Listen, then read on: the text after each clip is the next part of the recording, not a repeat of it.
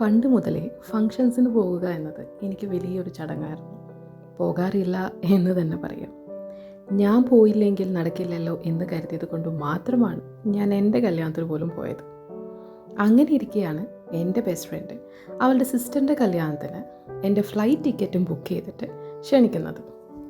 എന്തേലും റീസൺ പറഞ്ഞ് ഞാൻ എസ്കേപ്പ് ആവുമെന്ന് അവൾക്കറിയാവുന്നത് കൊണ്ടാണ് അവൾ ഇങ്ങനെയൊരു പണി എനിക്ക് തന്നത്.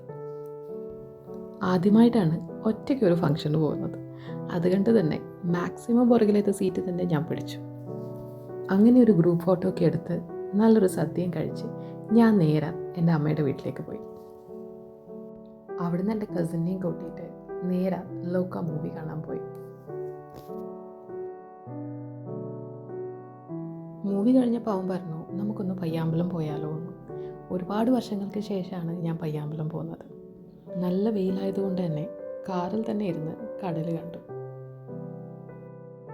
അവിടുന്ന് ഞങ്ങൾ നേരെ വൈൽഡ് കഫേ പോയി ഒരു കോഫിയൊക്കെ കുടിച്ച് വൈകുന്നേരത്തെ ലോക്കലിന് കയറി ഞാൻ വീട്ടിലേക്ക് പോന്നു.